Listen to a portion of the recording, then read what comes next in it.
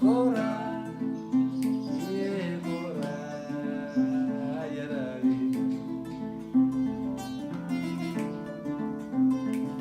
Cora, yeah,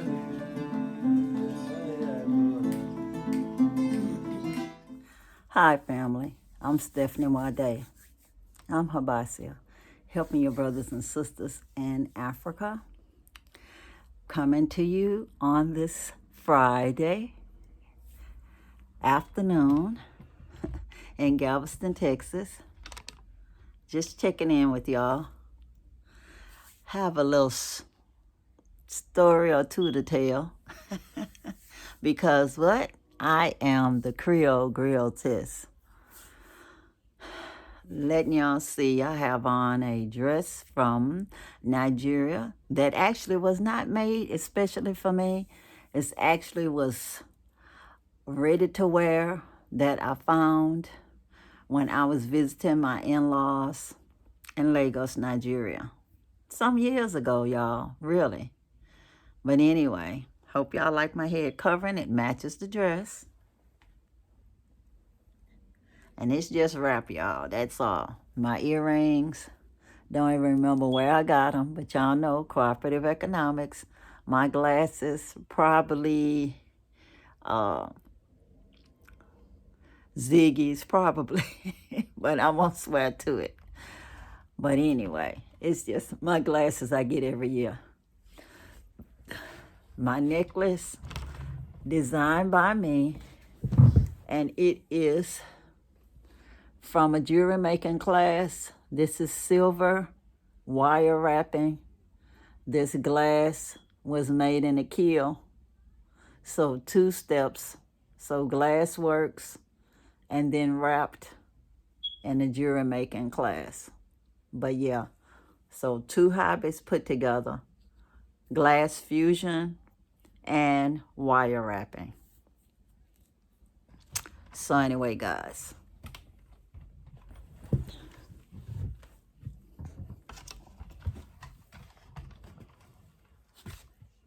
The dress is just a regular dress.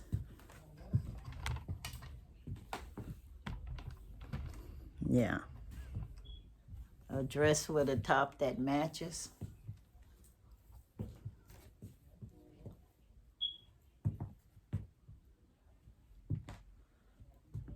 That's it.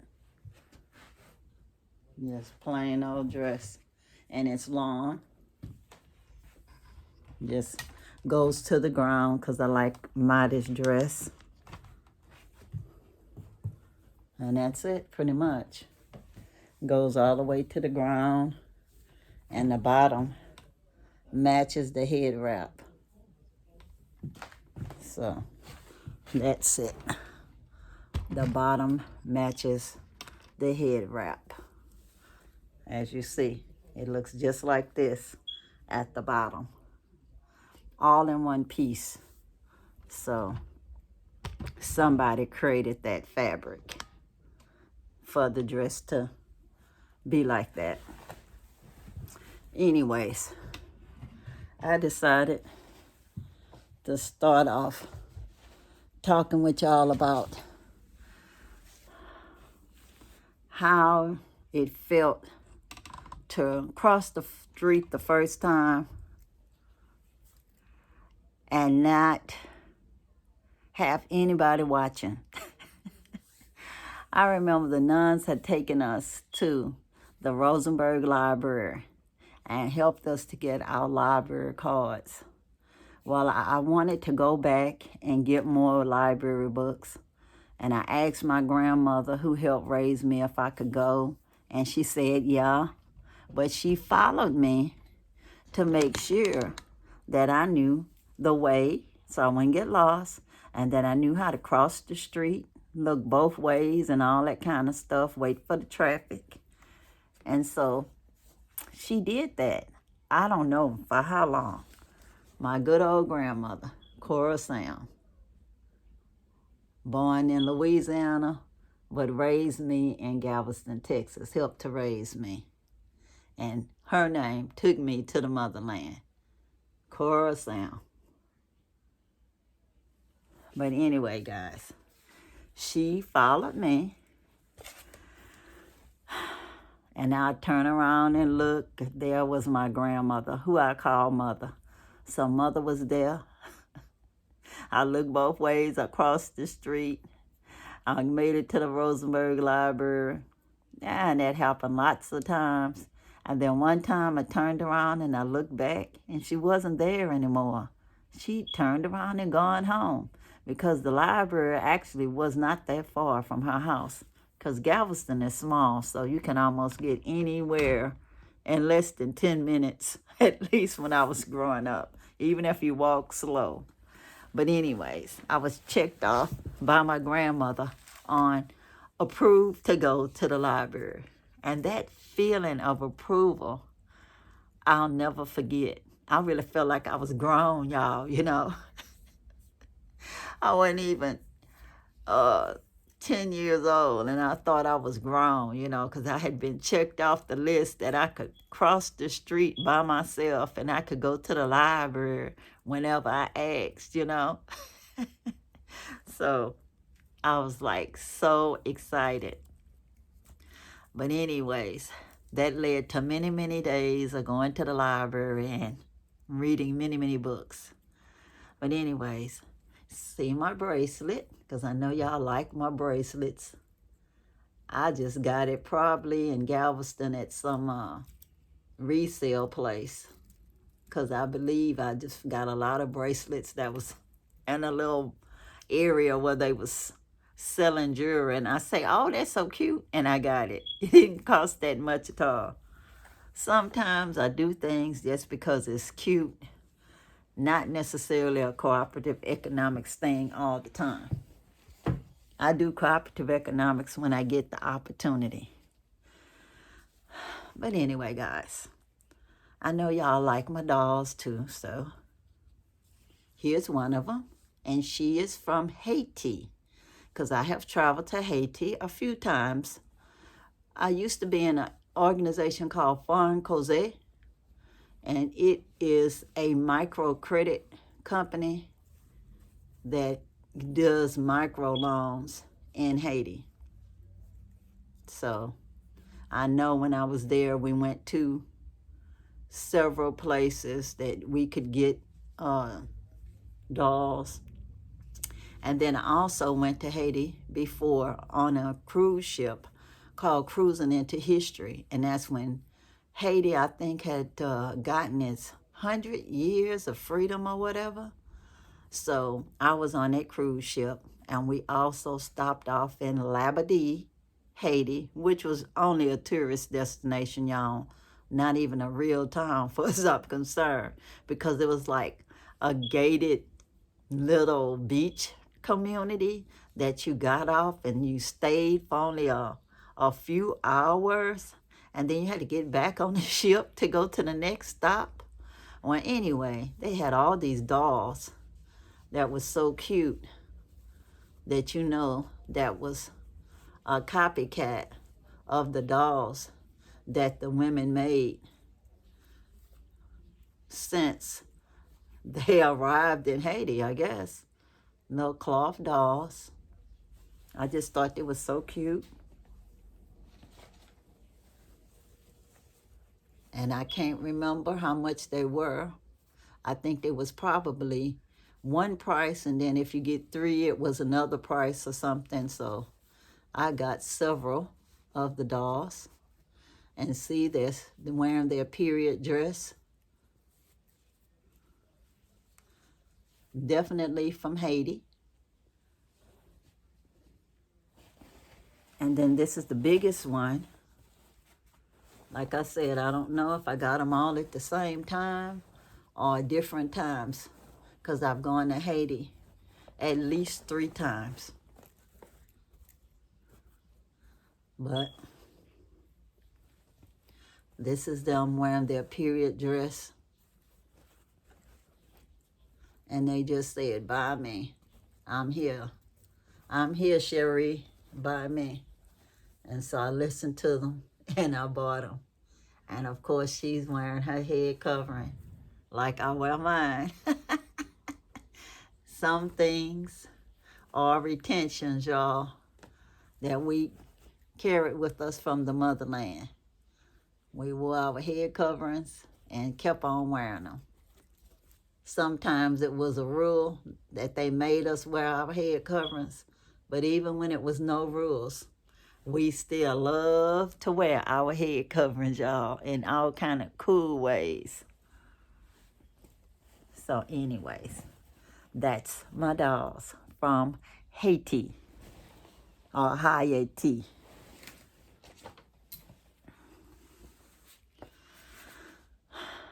I loved watching my people in Haiti do that cooperative economics and microcredit. Excuse me.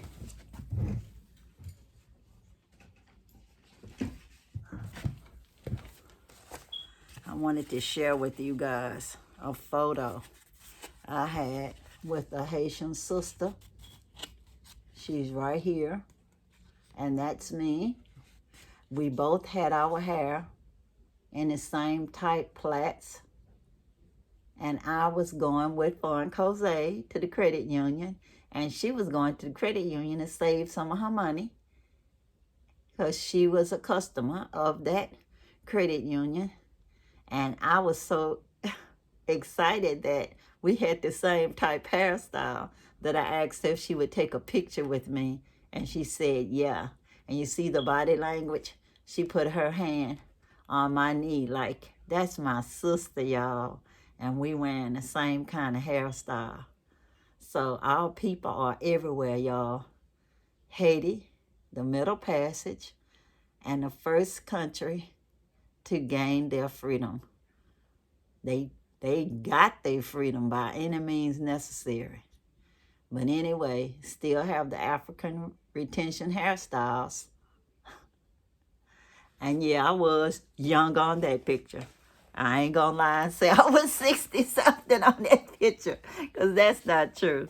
I was actually working when I took when I went to Haiti with the Fawn Cose. I know I always be saying, I was 62 on that picture, I was 63 on that picture. Well, on that picture, I actually wasn't.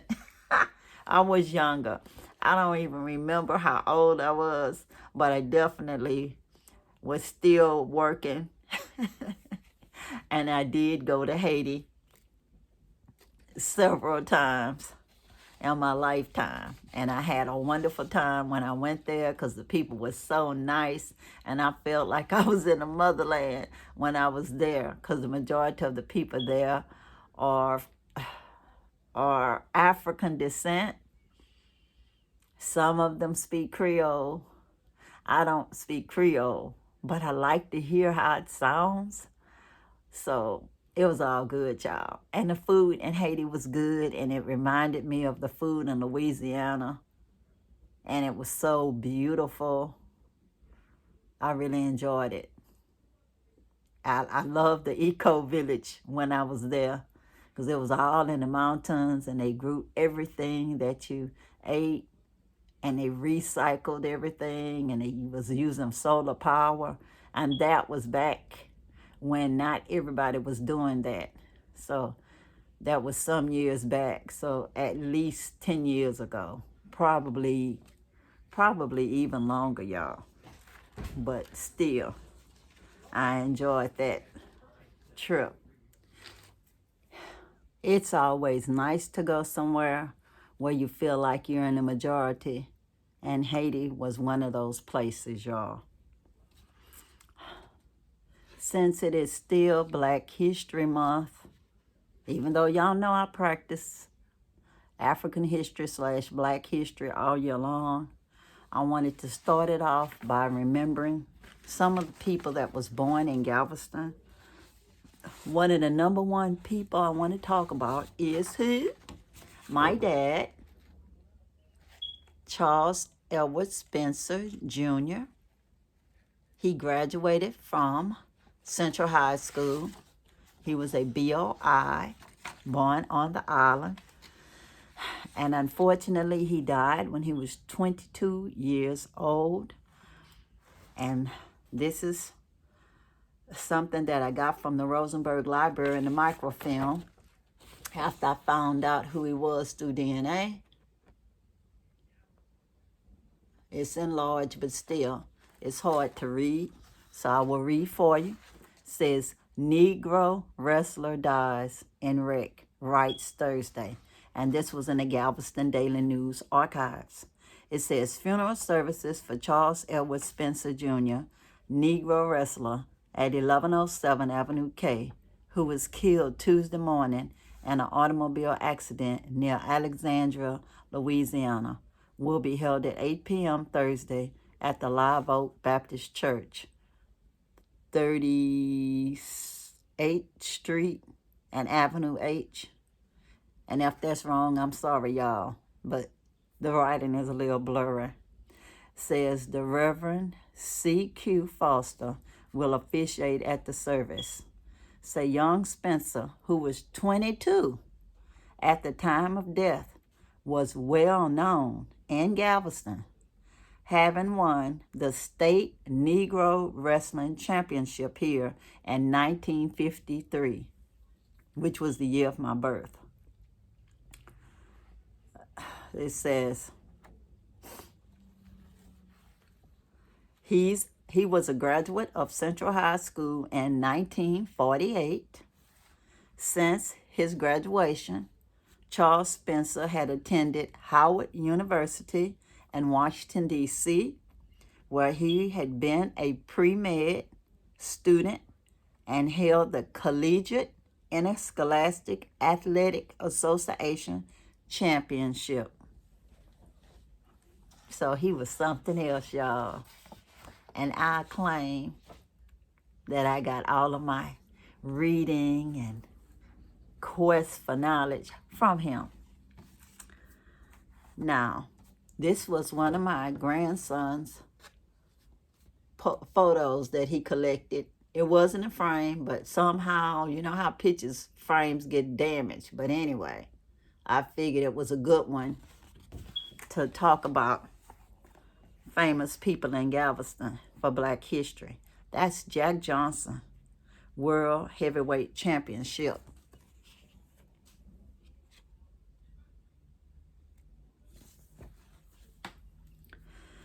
And it says, World Heavyweight Championship 1908 to 1915. Says, John Arthur Jack Johnson was born in Galveston on March 31st, 1879. He lived at 808 Broadway and several other locations in the city. He attended Galveston Public School and in later years worked as a stevedore on the wharf. His boxing career started in Galveston with 113 fights, it says, of which he only lost 6. He left Galveston, traveled the world, and amidst much controversy, became the heavyweight champion of the world. He was a talented, clever, astute, and proud gentleman who was not afraid to date white women. Actually, might have said he was crazy back then to date white women.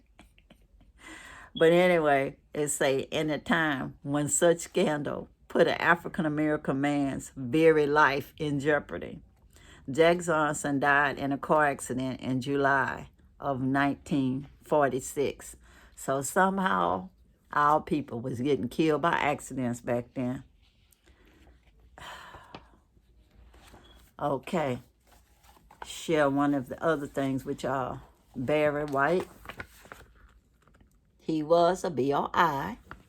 And I had a crush on him, y'all. I ain't gonna lie. I never knew Barry White. Never met him. But I did go to this concert in Houston and thought it was such a big old teddy bear. I did really, really like Barry White. All I knew it was B.O.I. That was enough for me, and I loved his voice. I thought it was kind of like Isaac Hayes, but different, and all of those, music he had behind him, that orchestra music. He was the maestro. It says, born on an island Says Barry White was born in Galveston on September the 12th, 1944, but raised in Los Angeles, California. His mother gave him piano lessons and taught him how to harmonize when he was 4 years old. Said he made his first record at 16 years of age with a group called the Upfronts. During the peak of his career, he reached gold and platinum records for world sales. In 1990, he won a Grammy Award for the Quincy Jones song, Secret Garden. Barry White died on July 4th, 2003. And then y'all had another guy from Galveston, Douglas Matthews.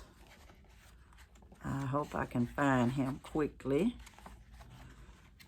He was responsible for me finding out how my dad looked because he was on the Galveston Old Central Cultural Center board, and he answered the phone call, and he made sure that I was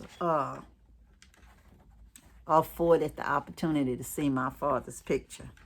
I asked him about it being in the yearbook and told him one of the other guys that was on the board promised he'd look for it, but I hadn't gotten any call back from him, so he made sure that that happened. He was one of the first, let me see what they said about Douglas Matthews. Say he, some of Galveston African American first, city manager in Galveston and state, Douglas W. Matthews. And that's Douglas Matthews there. Pretty back in the day picture, but it's him. Had a crush on him too, y'all. He used to play football and everything and was smart. Nope, never dated him. He probably thought I didn't exist because I was a younger girl at Ball High. He was just playing football and everything, and I just thought it was cute, that's all. But anyways, that's Douglas Matthews. And now, my son, Anyama, was born premature, 5 pounds. I wanted him to have a strong name, y'all. So what did I name him? Ali, after Muhammad Ali. So I wanted him to be a fighter, y'all. And no, I didn't know Muhammad Ali either. And no, he's not from Galveston. But since my son was born in Texas, I figured I'd just throw that in for good measure on how names can affect us. And no matter where you are in the United States, sometimes people all over the United States influence you, you know? I just thought he's the greatest fighter, and I wanted my baby to be a fighter. So anyways, that was that. My Ali, not Muhammad Ali, but named after Muhammad Ali. But anyways, I hope that noise is not bothering y'all. And for my subscriber who told me that my hardwire smoke detector has a backup battery. You're right. We looked it. We found out yesterday. My son Emanangel went up there and took out the battery, and I ordered another one because the weather is so bad that it's been raining. And people can't drive very well around here, so they have wrecks all over the place. So I really didn't want to get out of the house, so I ordered me some batteries online. So the 9-volt batteries will be in tomorrow. And so I will make sure that he installs the new batteries into the system. Because for right now, I mean, they're working on their own. The green light is on, meaning the electricity is working okay. But we're still going to put the brand new batteries in there because, yes, the old batteries was expired. It's like, I don't know, 2000 and something in them. So maybe when I got my house wired right after I retired, they might actually not check the battery date on there and might have installed expired batteries, because I've been retired for a while, but from the date on there, it's like I wasn't even retired yet when those batteries should have been expired already. So, anyway, I'm going to have some new batteries. So, thank you for telling me about changing the batteries. And yes, tomorrow the batteries will be changed. And hopefully, the little ever so often noise will stop. So I think it's only two of those things that they installed. And so we'll make sure that it's changed out. And then if it's still making noise, I'll just call the electrician to come out and do a check and see what's going on. But anyways, I sure hope that you check out your family history, and maybe you're not so moved to start a YouTube channel, but please record it so your family members can know your stories, because that's part of y'all's family history. It's important. As we age, we have our own stories to tell.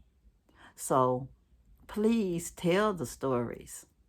Whether you share them with me or you share them with your family members and your friends, as long as you share them with somebody, that's the important thing.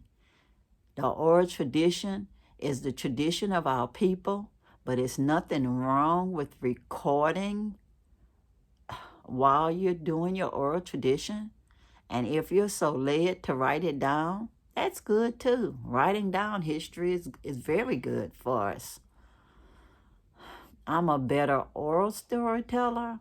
I have lots and lots of journals though.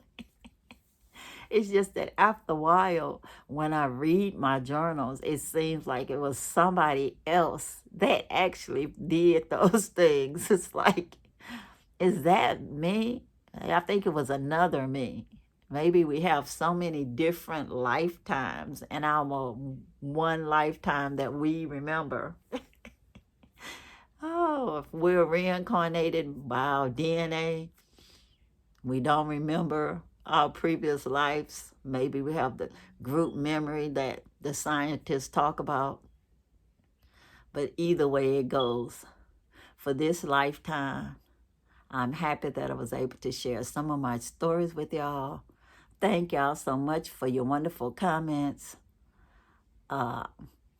Whoever shared the information on the lady that's a park ranger and a storyteller, I didn't know that she was a storyteller also. So it was nice listening to her speak and tell her stories of her grandma who was an enslaved person back in the day, and that she became a free woman and was able to marry someone, etc., etc. I mean, that was nice. It was living history. So just the way she's living history, we're all living history. It's just if we choose to share our stories. So anyways, until next time, I just share some stories with y'all.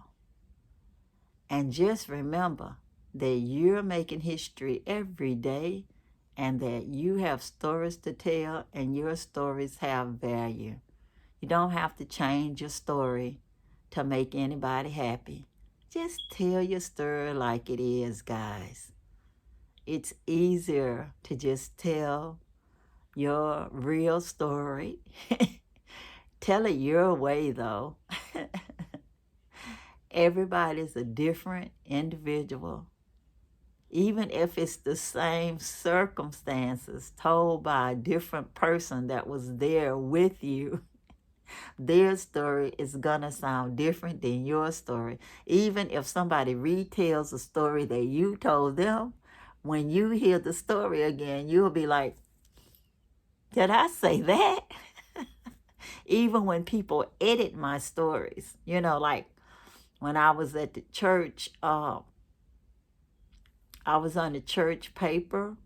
The communication minister I was one of the communication ministers when I was in Windsor Village, and my editor, Maurice Hope Thompson, he edited a few of my stories. And when I got done reading it, I'm like, well, I did tell him that, but it sure didn't sound like when I said it. When he got done editing, I'm like, ooh, I wish he could have had read my book for me. I could have just told him my story or wrote my story and let him rewrite it. And then I think it would have sold, y'all. It would have sold. Because he was such a good editor. But anyway, guys, until next time, subscribe if you have not. What you waiting on? It's free, y'all. Subscribe, like, share, comment down below. I agape love all of you. Peace, peace, power to the people. And I'm out, y'all. Bye.